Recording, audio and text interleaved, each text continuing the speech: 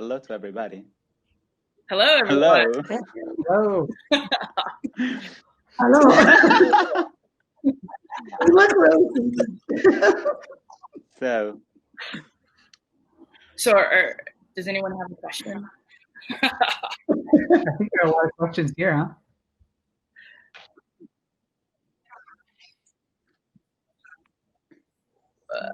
Okay. Okay.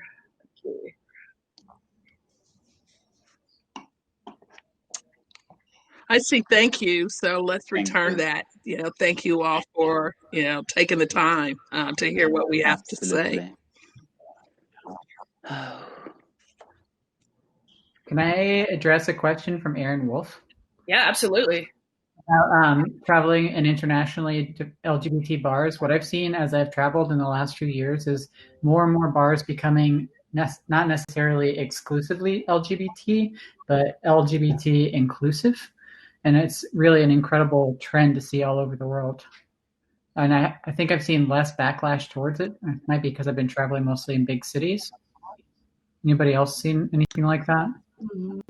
I have to say that even here in Milan, probably we just talk about the fashion industry or the idea of the LGBTQ plus world together with fashion and the lifestyle. But even here in Milan, nowadays, we can say the gay community and the gay clubs and the gay bars are more inclusive, and everybody goes over there. And everybody says they enjoy more coming in our community because we are like party people in general, not only in the dance floor, but even in the bar. So here in Milan, it's very common.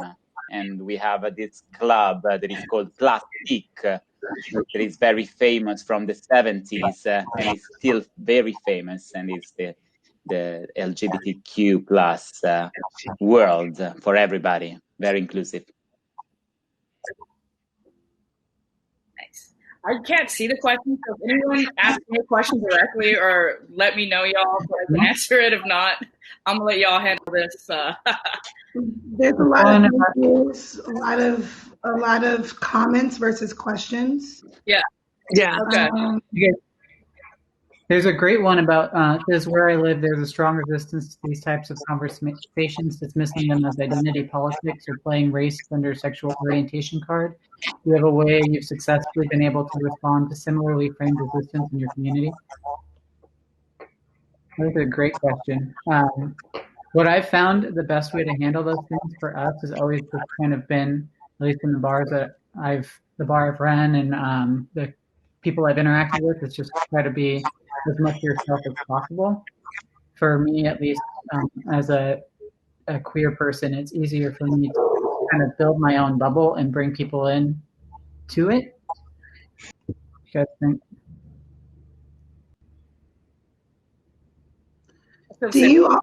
I have a question for the panel. No? Oh, right. Come with it. Since we last spoke, do you think, since we recorded, do you see any shift at all in your community or in, the movement or anything like that? Do you still feel the same as we all did? Because we were all pissed off when we recorded this. And we're possibly still pissed or whatnot. But do you see any change in the past 2 months? Yeah, I'd like to let me field this one. I'll start it. Yeah, I think I have seen a change. In certain parts of the industry, especially in terms within Bacardi. I really do see the effort of that they're listening. They're listening, and they understand that the way it's been done is just not working. And so, I see the strides that they're making to really be an inclusive company, all the way from the top. And, I'm always the first to say it, and I always will be. It starts with leadership. It always has to start with leadership. It has to trickle down to the rest of it, the rest of the community, the rest of the industry. but it's the people that lead us and the people that make the decisions. It's about getting them on board, and then everything will follow suit. So it's still exhausting, and sometimes I just want to, throw my hands up and be like, seriously. But I definitely can't see the momentum. Yeah. I think more people are listening, but still not enough. We were real mad when we recorded, but like here recently, I saw something. There is a lesbian woman here in Atlanta, and she is running for office. And a publication wrote this nice write-up for her. And the responses, sometimes when you look at them, you realize how much more is needed, because it'll start with, it doesn't make any difference. But then you keep looking, and it is real disheartening sometimes to see people's views of anyone different than they are. And the negativity, and people themselves don't understand sometimes how negative they're being. So I think it's important to have conversations like these, and even more important to include people outside of us into those conversations, because just like anything, we need masses around us, to support us. It can't just be our voices. It's starting with us, but we need all voices to speak up for us and our rights and our equality. There's actually somebody who asked a question about how they can support and be a member, how they can be an ally without having to feel like they're the white straight savior, exact quote he says. And I think that what you're saying, Shep, is definitely that same thing. Like, one of the best ways is our community being inclusive of everybody else. Like, some of the best people that we can have with us are the people who are those like quintessential like straight white people that the world expects, because they become part of our community. And it's been shown that the more gay people or the more queer people somebody knows, the more likely they are to accept them. So the more we can bring those people into our community, and the more those people can feel comfortable with who and what we are, I think the further our bubble and the greater our influence becomes, just like you're saying. I agree. With both of you all, it's about, we need those advocates. We don't need, as we like you, coming to the to play with us. The time for just standing by us is not enough to fight for us. And there is that respect the space that you're in, that you're gonna we're gonna invite you into the community. We're gonna be inclusive, but remember that you're still a guest in our community. And so to understand that, and understand that you can be an advocate and you can fight for us and you can fight with us, but at the end of the day, you're still a guest of ours. And so to try not, I think the savior comes in when they try to open the space as if it's like it's theirs. And I think that's when the issue comes in. So if you just understand that you are a guest and that you are an ally and advocate, I think you won't have that feeling of being a savior, but an ally and advocate. Yeah, I think the savior comes in sometimes when you don't listen to us. It's like you go off on your own agenda because you think you know what we need. And speaking, not just, a lesbian, but a Black lesbian, it works twofold for me. It's that thing where, I need you as my ally, but I also need you to listen to what I need, and not try to dictate to me based on your feelings and your views what I need. I think it's kind of like when you step into any culture, just being like, if you travel to another place, see it almost as the same thing. Like when you visit another country and you don't speak the language, just sit back, watch, start to understand, and then find that space and that place where you can actually participate is definitely a great method. Like, you are entering our culture, a culture that is slightly different than where you're coming from. Mm-hmm. Thanks for that. And embrace that, because that's the fun part, of the differences in this world. To me, without that, I wouldn't want to be here. I'm gonna be honest. It's like, I love the fact that we come in so many different sizes with so many different opinions.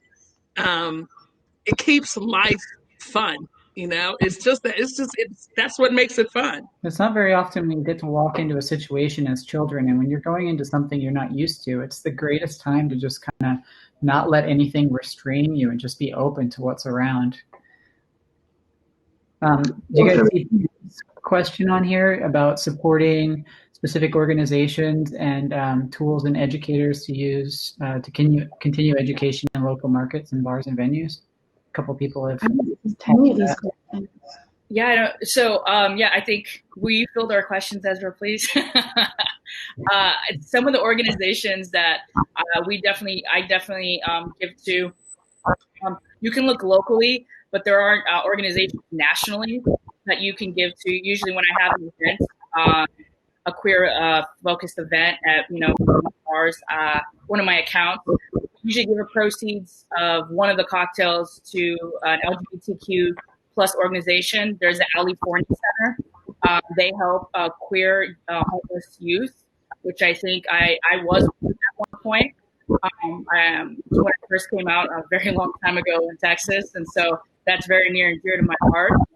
There's also Glitz, which is a Black-led LGBTQ organization that helps Black trans women that are coming out of the prison system to find resources and to help them find jobs, which is a really good one. There's the Audre Lorde Project, the Marsha P. Johnson Institute. I mean, these are the national ones. There's also, of course, the Stonewall Foundation. So there's really a good amount to choose from. Those are the national ones, but you can also look internally within your city to see, which ones are helping. But they're definitely out there. It's just kind of, who you want, what organization you want to support.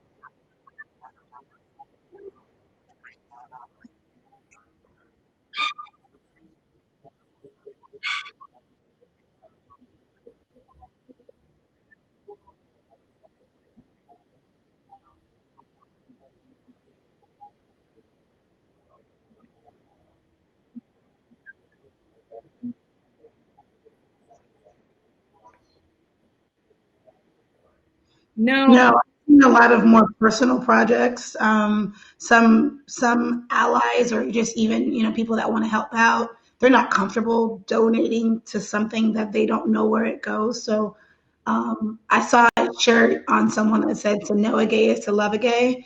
I thought it was hilarious, but it was more of a personal thing. You looking on a national level, a large level, let's look on the block. You'd be surprised, if, not looking for charity, like, hey, there's a gay person, let's put money in their pockets, but we're getting to know them, see what's going on in their community. I know what I was reading, there's 60% of the restaurants will not be getting their places back open, but 40% of them are, safe spaces for our community. And where are they working? And so knowing and seeing what's right in your neighborhood, what's right hands-on, or even putting that out on their social platforms.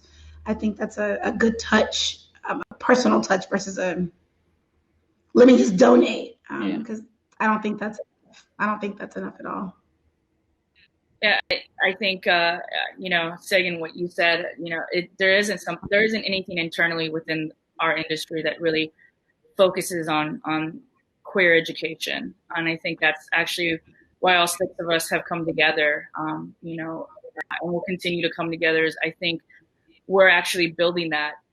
We're building the plane as it's flying, you know, we're trying to figure out what that looks like. And there's so many of us, it's just not the 6 of us here, you know, there's just so many of us. There's a new generation that's ready to go and take over. And they understand what inclusivity means, and they understand what, you know, the work they need to do. They just kind of need to be, you know, steered into it. And so I think, you know, that education program is really being built right now. So, you know, you'll see in the times coming, you know, what it's going to become. And I know all of us here are really excited about it. I think also it's really important to remember that there's a lot of letters pushed together there. So if there are certain parts of the community that are a lot easier to access, it depends on what's near you and what you really kind of lean towards. I know for me, like, I lean towards certain other parts of our community than others, just because that's what I am coming from. And it becomes really like one voice for sure. But if you're looking to reach out, look at the smaller parts of the organization, pick apart those letters and find where you can support. Agreed. I think it's important for people to understand that, you know, that rainbow is there for a reason, you know, because we are so many different people. And I think, you know, society is often putting us all into one category. So, Yeah. you know, we become the gays, you know. That's one of my favorites, the gays. We're like a family that goes down the block. Oh, the gays. Yeah, the gays. Yeah. And it's like, believe it or not, it's like some of us gays don't even like each other, okay? It really does happen. We don't all like hang out and do the same thing. I love when we were talking in the presentation, Chef, you said that you were looking around, you're like, wait, where are the normal gays? Where are the normal lesbians? I'm not like the traditional ones. Yeah. You're like, what? I sided with that quite a bit. Yeah, like, I'm just a girl who loves a girl. Okay? Right? I'm just a person, just doing the best I can. Yeah. Like But it's else. like, even understanding within the gays, myself, you know, I have to understand the entire culture, you know, and I have to put the time and the work into it to understand. You know, our differences is like, you know, and we're a constantly evolving group. Let's be real. Because sometimes I can't keep up. I'm like, okay, all right. What more? What's the other letters? That's why, okay. You know, And you know, because we add a few letters every year, you know, and I'm like, okay, that's fine. You know, but it's like, it does. It's something we have to put the work in, you know, so, you know, straight friends out there know that sometimes we get confused too. You know, but we put the work in to figure it out. And most importantly, we don't judge. We don't judge. So I think that kind of puts it well in the context of the other question that was asked about resistance in communities and ways that we've dealt with it. I think what's really important when you're thinking about that concept too is there's no solid mass of what are straight people. We're all different and we're all complex, and we are grouped together as LGBTQ plus because we're trying to have a voice and be included in the conversation. And when you're looking at what other people are, what the community outside of our community is like, it's nuanced just as much as ours is. And starting to piece those nuances together and understand the differences and where they come together and where they're the same is a really great way to start when you're in a culture and in a community that has a lot of resistance to who you are. Am I way off? No, not at all. No, we were all like, yes. Yes. We got that little, it is ever evolving, you know, and I said it in the seminar, you know, when I came out, you know, more than 2 decades ago, it was just LGBT. That's all we had. And we didn't have the information that we had today. You know, I didn't really understand what transgender meant at 17 because there was just no information out there. There just really wasn't. There was hardly any representation on TV or in movies. And if it was stereotypical, representation of who they thought we were. And so, it's ever evolving, and, there are letters being added to be inclusive, and that's why I say that's always, you can't say LGBTQ plus, because that infers all the rest of the letters. But for us, just like Chef Deborah said, and Ezra, it's continuing work for all of us. It's just not for our straight counterparts. It's for us to understand, our community and the people that the community that we belong to. Totally true. Even like you said, the chef, don't judge. And for us in Europe, mostly, it's we are learning because you in US are more aware of everything, of all the letters. For us, it's probably something brand new in some parts. So binary, non-binary, and everything that we just explained during the workshop and the seminar. But first of all, it's not judged from ourselves, because me too, I have to learn a lot of different new information about our community. But in the same time, we don't have to judge our straight friends or everybody, because sometimes I think, and happened to me, they don't ask us or they don't know because they are worried about asking. So sometimes we have to be like a bridge between our community, our culture, and them, to say, guys, no problem. Even if you do mistake, even if you ask me stuff that you think that are crazy or stupid, don't worry. I can help you to answer to this question. So in this way, we can really move the information and mix together the cultures together to be one. So it's absolutely, even for us, it's very important. That all answers all my questions. I think we got something for sure. Sorry, babe, go for it. I was just saying this is all answering my question. Have we grown? Are we getting better? Are we feeling comfortable? Are the babies feeling better? Are we setting the tone for the future? And these kind of conversations and open spaces are really helping. So. What are you saying? The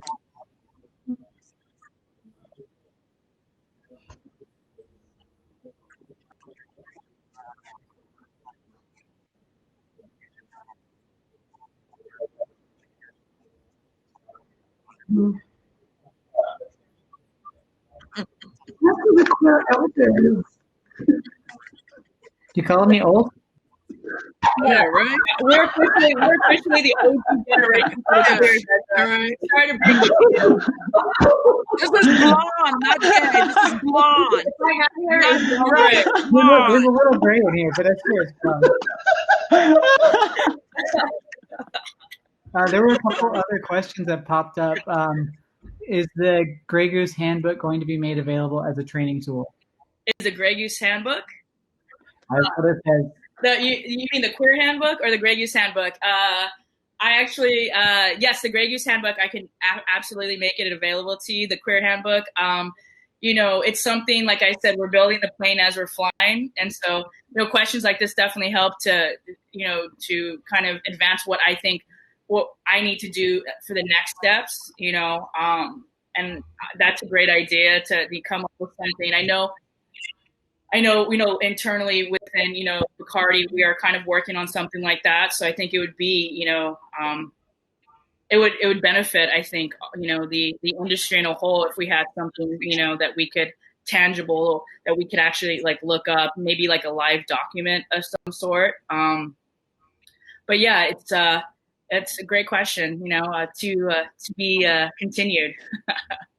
Then there's another question that I think with the last few minutes we have. What is the future of the gay bar? Maybe we could kind of go around and say that. Yeah. Would you like me to start? Yeah. You're in charge. I'm just. Yeah, well, I'm not in charge. The future of the gay bar. we're always going to need it. For most of us, we're very fortunate to live in progressive cities, in bubbles where bars right now are very integrated, but there's still absolutely a need for these safe spaces. There will always be a need for them. Do they mean something a little different now? A little bit. They've evolved a little bit to what they used to be, but I do believe that we'll always have them, because there's always going to be a young queer kid who just turned of age, who lives in middle America, or in a small town, and they're going to need that place to go and feel like who they are is okay. They're going to need that space to go and feel validated and feel like they belong, and they're going to need to have that place to create their chosen family. I know, and I'm sure everyone else on this panel, throughout their lifetime has had a need to create a chosen family who's accepted them 100% for who they are, and who loves them for who they are. And so, absolutely, I do think they will persevere and live on. They will just look a little different. Anybody else? I think the future is going to be more gay owned. Gay owned. So there is, it's not exclusively gay, because, I think what we want is a welcoming community to people, period. And I think the term gay owned, usually kind of, denotes a safer space. I know for me as a gay owned business owner, I see things that, the average restaurateur is not going to see, because there is a comfort in knowing who owns this place. It's her and her wife. And so I see same-sex couples hand in hand. I see transgender walk in proudly, and not be concerned. So it's a comfortable space, but I think what propels that comfort is the fact that it is owned by people who kind of understand me. And because of that, it's a pride when people walk in, because they kind of feel like, they own part of it too. It's just kind of, that's what it is. We own part of this too. And anyone who is not accepting of them, they know is not welcome there. If you walked in my door and it's a same-sex couple owned place, then you need to be comfortable with what's going to come in there. So it's not technically, I wouldn't call it a gay place. It's a place where all people are welcome, but it's owned by people who welcome all people. Yeah. Always, Deborah. Amazing. You are the queen. Anybody else got some thoughts on this? I mean, it's hard to combine what Deb said, but yeah, I definitely agree with that. I feel the future of the gay bar, let's not say that, but will be even the straight owners who are giving their guests the heads up that we are a safe space. And a safe space isn't the club for us, like a safe space. So even the straight owners or same-sex owners are having a space of comfort for us to be in, and also with their hiring process, the comfort there. There's going to be nails, there's going to be hair, there's going to be a face, there's going to be a transition here and there. It's going to be comfort. So I honestly, call me the hopeful one. Y'all know that I see it. I see it progressing as long as we keep talking and we keep pushing and holding everyone accountable. I see all spaces being comfortable for queer families and queer life. Yeah. How about you two? I agree with both of the ideas. Me too. So the idea of a safer place is a gay bar, but even a more open mindset in the owner, so same sex partners, owners, that obviously they are going to create a bigger family. But you know, it was so strange. I had the opportunity even to speak with the straight owners in these days, that they said, wow, amazing, you are super proud and you're super cool doing this kind of talk during Tales of the Cocktail. So I think that we are going to have our safer place as a gay place, but in the same time, I will think, I will love to see that in every club, in every place, we will be safe in any case. So this is the way I dream the future for all the clubs and all the bars, for everybody and all our community. Sagan, you got any last thoughts?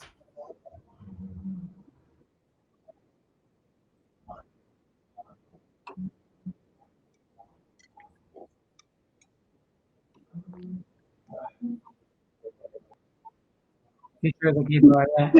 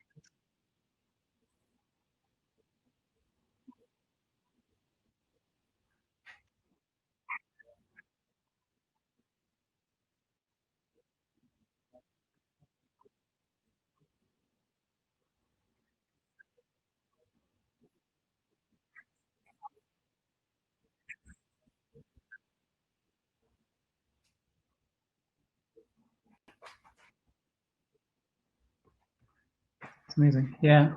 I guess I'm the last one and we're almost out of time. For me, I agree with all of you. I think when we're looking at bars, it's all about a third space, and it's about the place that's a home away from home. That's not your work. It's not your job. But for those of us where it is our job, having a space that's safe for the people who work there, that's a place where they can be comfortable, is, I think, ultimately what the future is making a place where anybody feels comfortable, whether that's coming from a gay owner, a straight owner. Just at the end of the day, like, as an employee, do you feel safe, and do you feel comfortable? And I think once that is established, that goes out into the community. And what a bar is a nexus for a community.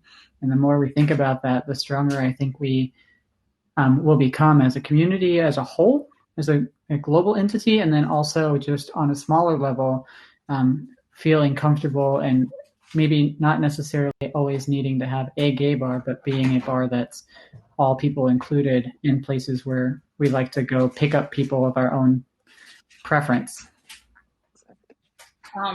I just, before we get off, I just personally want to thank each and every one of you.